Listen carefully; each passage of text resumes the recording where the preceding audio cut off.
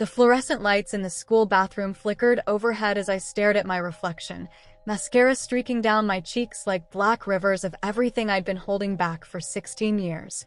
My phone buzzed against the cold porcelain sink, another text from Mom demanding to know who told me the truth that shattered my world just 2 months ago. "Answer me, Lily." "Who was it?" she demanded. I deleted the message without responding, just like I had the 47 others before it. Some secrets were worth keeping, even when they destroyed everything you thought you knew about yourself. The bathroom door creaked open, and Sarah Chin, my best friend since 2nd grade, poked her head inside. "There you are. You've been in here for 20 minutes. Mrs. Rodriguez is asking about you." "I can't go back to class," I whispered, my voice cracking like ice on a winter pond. "I can't pretend everything's normal when my entire life has been a lie." Sarah stepped inside, her sneakers squeaking against the tiled floor. "Lily, what happened? You've been different ever since." "Ever since I found out Drake isn't my father?" The words tasted bitter, like medicine forced down a child's throat. "Ever since I learned that everything, the coldness, the rejection, the way he looked at me like I was some unwanted houseguest, finally made sense." The story began long before that moment in the bathroom, though the threads had been weaving themselves into a noose around my childhood for years. It started with the small things, the way Drake's eyes would slide past me at the dinner table, focusing on Emma, my sister, just 13 months younger, but a lifetime more loved. It started with the empty chair at my piano recitals, the spot where a father should have been cheering for his daughter's trembling fingers dancing across ivory keys. "Your father had to work," Mom would say, her smile never quite reaching her eyes. But I knew better. Drake never missed Emma's theater performances, never skipped Marcus and Tyler's soccer games. For them, he rearranged meetings, called in favors, and moved mountains. For me, he couldn't spare 2 hours on a Tuesday evening. The pattern carved itself deeper with each passing year. Christmas mornings became exercises in subtle cruelty, Emma unwrapping the art supplies she'd been begging for, the boys discovering the latest gaming console, while I received practical gifts, socks, school supplies, and a winter coat from the clearance rack. When I was 14, I watched from the staircase as Drake spent an hour assembling a dollhouse for Emma, his face soft with paternal pride. Later that same evening, when I'd asked him to help with my math homework, he'd barely looked up from his newspaper. "Figure it out yourself, Lily. You're smart enough." But intelligence felt like a curse when it illuminated every slight, every deliberate exclusion. Movie nights happened when I was conveniently at sleepovers. Family outings were planned around my absence. Even the house itself seemed to reflect my otherness. My siblings' artwork covered the refrigerator, while my honor roll certificates remained tucked away in drawers, unseen and not celebrated. The worst part wasn't the material things, though. It was the way Drake's face would harden whenever I entered a room, like my very existence offended him. When I was 12, I'd tried to hug him goodbye before a school trip, and he'd stiffened, patting my shoulder awkwardly before stepping away. Emma had bounded over moments later, receiving the warm embrace I'd been denied. That night, I'd cried into my pillow until my throat was raw, wondering what fundamental flaw in my being made me so unlovable to the man I called Dad. "Maybe you just remind him too much of himself," Mom had said when I'd finally worked up the courage to confront her about Drake's treatment. It was a Sunday morning, and she was flipping pancakes while Drake took my siblings to the park, another adventure I hadn't been invited to join. "You know how like you two are. Sometimes when people are too similar, they clash." But we didn't clash. That was the problem. I had never fought with Drake because he had never engaged with me enough to disagree about anything. We existed in parallel universes within the same house, two strangers sharing nothing but an address and a painful awareness of each other's presence. The truth came to me on a Saturday in August, wrapped in the concerned whispers of my Aunt Rachel.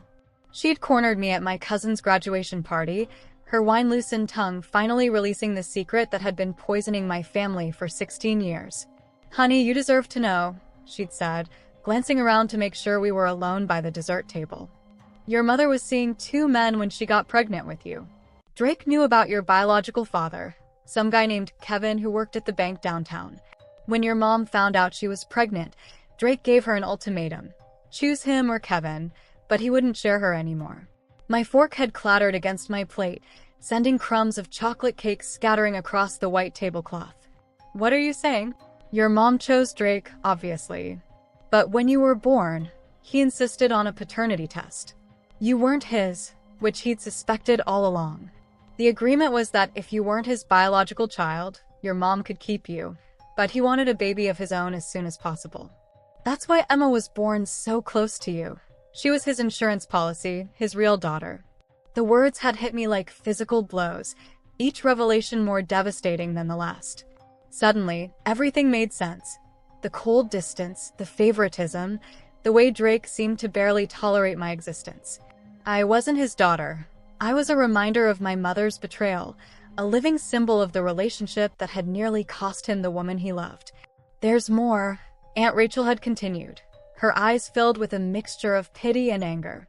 "I've heard him talking to your uncles about how he's already told your mom that you need to be out of the house the day you turn 18. He wants at least 1 year with just his real family before Emma graduates. No college fund was ever set up for you, sweetie. Nothing." The graduation party had continued around me, laughter and celebration forming a surreal backdrop to the destruction of everything I'd believed about my place in the world. I'd excused myself, claiming a headache, and spent the drive home in numb silence while my family chatted about the ceremony and the valedictorian speech. That night, I'd stared at the ceiling until dawn, processing the magnitude of what I'd learned. Every slight, every rejection, every moment of feeling like an outsider in my own home now had an explanation. I wasn't paranoid or oversensitive. I was genuinely unwanted, tolerated only because my mother had insisted on keeping me as part of their deal. The confrontation, when it finally came, was both anticlimactic and devastating. I'd waited until dinner the following Tuesday, when the whole family was gathered around the kitchen table, a family I now understood I didn't truly belong to. My hands had shaken as I set down my fork and looked directly at Drake for what felt like the first time in years. "I know you're not my biological father," I'd said, my voice steadier than I'd expected. The silence that followed was deafening, broken only by the soft scrape of Tyler's knife against his plate. Drake had set down his own utensils with deliberate precision, his face revealing nothing. "Who told you? Does it matter?" I'd asked, already knowing it would be the question that would consume my mother for months to come. "Yes, it matters," Mom had interjected, her voice sharp with panic. "It matters because that's not information a child should hear from anyone but their parents. It matters because whoever told you had no right to interfere in our family." But I'd focused on Drake, waiting for some reaction, some acknowledgement of the pain his rejection had caused. Instead, he'd simply nodded, as if my question had been about the weather. "Well, now you know," he'd said. "I suppose you can start calling me Drake instead of Dad, since that's never what I really was to you anyway." The casual cruelty of his response had stolen my breath. Emma had gasped, her fork clattering to her plate, while my brothers had stared in confusion at this adult drama playing out over meatloaf and mashed potatoes. But it was the matter-of-fact tone that had cut deepest, as if discarding a 16-year relationship was as simple as changing a name in his phone contacts. "Drake," Mom had hissed, but he'd continued as if she hadn't spoken. "Since we're being honest now, you should also know that I've never wanted you in this house. I tolerated you because your mother insisted, but you were never my responsibility, never my daughter. Your real father is some guy named Kevin who didn't want you either, apparently, since he disappeared the moment your mother chose me." The words had landed like physical blows, each one calculated to cause maximum damage. I'd felt Emma reach for my hand under the table, her fingers trembling against mine, but I'd pulled away. Even her sympathy felt like charity now, pity from the daughter he actually claimed. "The day you turn 18, I want you out," Drake had continued, methodically demolishing what remained of my security. "I've given 17 years of my life to supporting a child who isn't mine, and I'm done. I want 1 year, just one, with my real family before Emma graduates and moves on with her life." Mom had been silent through this devastation, her face pale but her protests notably absent. It was only later, after Drake had left for his evening run and my siblings had scattered to their rooms, that she'd cornered me in the kitchen. "Who told you?" she demanded, her voice containing none of the comfort I desperately needed. "Was it Rachel? Your Uncle Tom? I need to know who violated our privacy like this." You're more concerned about who told me than how I'm handling learning that my entire life has been a lie. You're worried about protecting whoever finally gave me the truth, instead of dealing with the fact that your husband just told me he's never loved me and wants me gone the second I'm legally an adult. But Mom's priorities had been clear from that first night, and they hadn't changed in the 2 months since. Every day, sometimes repeatedly, she'd ask the same question with increasing desperation. She'd tried bribing me with promises of a new phone, a car for my birthday, even threats of grounding me until I revealed my source. But I'd held firm, protecting Aunt Rachel the way my family had never protected me. The aftermath had been worse than the revelation itself. Drake had immediately stopped even pretending to care about my existence. He no longer asked about my day or reminded me about chores. I'd become invisible in the most complete sense. Emma tried to maintain normalcy, but I could see the guilt in her eyes every time Drake showed her affection in front of me, every time she received something I was excluded from. My brothers, younger and still processing the implications, had begun treating me like an outsider too. Not deliberately, but with the unconscious cruelty of children who understood that I was different now, separate from the family unit they belonged to. Marcus had stopped asking me to help with his homework, while Tyler no longer sought me out for the bedtime stories I'd been telling him since he was small. The house itself felt different now, as if the walls had absorbed the truth and were pressing it back at me from every angle. The family photos on the mantelpiece took on new meaning. I could see now how Drake's arms never quite encircled me the way they did my siblings, how his smile never reached his eyes when I was in the frame. School became my refuge, the only place where I could pretend to be normal, where teachers and friends didn't know that I was living in a house where I was merely tolerated until my expiration date. But even there, the weight of my new reality followed me like a shadow. "You have to tell someone," Sarah had said after I'd finally shared the full story during lunch one day. "A counselor, a teacher, someone who can help." But what was there to help with? Drake wasn't abusing me in any way that would concern authorities. He was simply withdrawing the love he'd never truly felt, making explicit the rejection that had been implicit my entire life. There was no law against not loving your non-biological child, no crime in wanting them out of your house when they reached adulthood. The nights were the hardest. Lying in my bed, listening to the sounds of my family, Drake helping Tyler with a school project, Emma practicing monologues for her latest audition, Marcus laughing at something on his phone, I felt like a ghost haunting a house that had never been my home. The countdown to 18 felt both too fast and impossibly slow, each day bringing me closer to a future I couldn't imagine while stretching endlessly in its monotony. The financial reality had been another cruel awakening. While my siblings had college funds that Drake had been contributing to since their births, I had nothing set aside for my future. No savings account, no investment plan, no safety net beyond the minimum legal requirement of shelter until I reached adulthood. The message was clear. They were investments in a future he cared about, while I was an expense he was eager to eliminate. I had started working at the local bookstore after school, partly to save money for my uncertain future, but mostly to have somewhere to go that wasn't home. Mrs. Patterson, the owner, had been kind without asking too many questions about why I suddenly needed to work every available hour.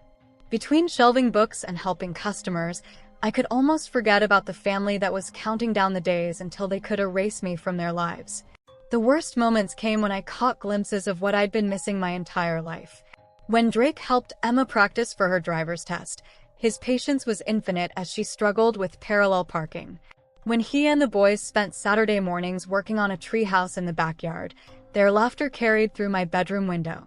These weren't new behaviors, they'd been happening all along, but now I understood why I'd never been invited to participate.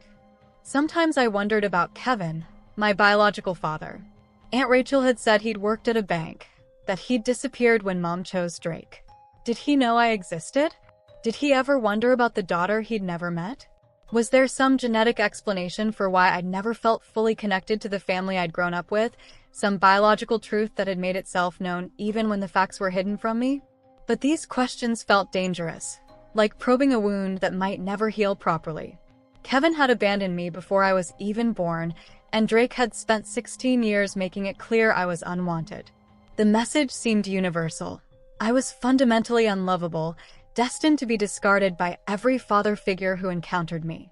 The isolation was suffocating. While my siblings planned their futures with the confidence of children who knew they were supported and wanted, I faced 18 with nothing but uncertainty. No college fund meant no college, at least not without massive debt. No family support meant no safety net if I failed at whatever I tried to build for myself. Emma had tried to bridge the gap, suggesting that she could talk to Drake, that maybe he'd change his mind if she explained how his rejection was affecting me. But I'd stopped her before she could attempt. If he'd wanted to love me, 17 years had provided ample opportunity. Pity love forced from him by his actual daughter would be worse than nothing at all. The extended family had begun choosing sides, though most remained diplomatically neutral. Aunt Rachel checked on me regularly, her eyes always filled with guilt for being the one to shatter my ignorance. Uncle Tom made pointed comments about family loyalty during holiday gatherings, while other relatives seemed to forget I existed, perhaps assuming I'd already left for college like most kids my age should be planning to do. Mom's obsession with identifying my source had reached concerning levels. She'd started questioning family members directly, causing rifts and arguments at every gathering. Her determination to punish whoever had told me the truth had become more important to her than helping me process the devastation of learning it. The message was clear. Protecting the family's secrets mattered more than protecting the family member who'd been most hurt by them. Just tell me who it was, she'd plead sometimes, usually late at night when she caught me in the kitchen getting a glass of water. They had no right to interfere in our family business. A child should hear something like this from their parents, in their own time, when they're ready to handle it. But when would I have been ready to learn that I'd never been truly wanted? When would there have been a good time to discover that the man I'd called Dad for 17 years had been counting the days until he could force me out of his life? The timing felt irrelevant when the truth itself was so devastating. As my 18th birthday approached, still months away but looming like a storm on the horizon, I began making practical preparations. I researched apartment costs, entry-level job opportunities, and community college programs I might be able to afford. The future that spread before me was uncertain and frightening, but it was mine in a way my childhood had never been. Sometimes, in the quiet moments between customers at the bookstore, I allowed myself to imagine what my life might have been like if Kevin had stayed, if Mom had chosen differently, if Drake had been capable of loving a child who didn't share his DNA. But these fantasies felt dangerous. Like looking directly at the sun, they illuminated possibilities that had never been real and never would be. The hardest part wasn't the rejection itself, I realized, but the loneliness of carrying this burden alone. Sarah was wonderfully supportive, but she went home to parents who loved her unconditionally, who celebrated her achievements and comforted her failures. She couldn't truly understand what it felt like to discover that your entire existence had been a reluctant compromise, that you were living on borrowed time in a house where you'd never been welcome. In my darkest moments, I wondered if this was what it meant to be truly alone in the world, not just without family support, but actively rejected by the people who should have protected and cherished me. The weight of that understanding settled into my bones like winter cold, a chill that no amount of external warmth could chase away. But beneath the pain and fear, something else was growing, a fierce determination to prove that I could thrive without them, that their rejection said more about their capacity for love than my worthiness to receive it. If Drake wanted me gone at 18, I'd leave gladly, carrying nothing of his coldness into whatever future I built for myself. Standing in that school bathroom, mascara streaking my cheeks while Sarah waited patiently for me to compose myself, I made a decision. I would stop waiting for Drake to love me, stop hoping Mom would prioritize my feelings over her need to assign blame, stop trying to fix a family that had been broken since the day I was born. I'm going to be okay, I told Sarah, and for the first time in months, I almost believed it. The truth had set me free, even if the freedom felt like falling through endless space. At least now I knew where I stood, or rather, where I didn't stand. And sometimes, knowing the truth, no matter how painful, was better than living a beautiful lie. Because I had learned something Drake couldn't teach me and Mom couldn't take away, my worth wasn't determined by their ability to love me. I was 17 years old, I was smart and strong and capable of surviving their rejection. And in less than a year, when they finally got their wish and I walked out of their lives forever, I would take with me the most powerful gift I'd ever received, the absolute certainty that I deserved better than what they had given me. The bathroom door opened again, and Mrs. Rodriguez appeared, her kind eyes taking in my tear-stained face without judgment. "Rough day?" she asked gently. I nodded, unable to trust my voice. "Well," she said, handing me a tissue, "rough days have a way of making us stronger, even when we can't see it yet. Ready to face the rest of it." I was. For the first time in my life, I was ready to face whatever came next, knowing that the worst truth was still better than the most beautiful lie. And maybe, just maybe, that was enough to build a future on. Thank you for listening to the story. Please like and subscribe to the channel. See you in the next story.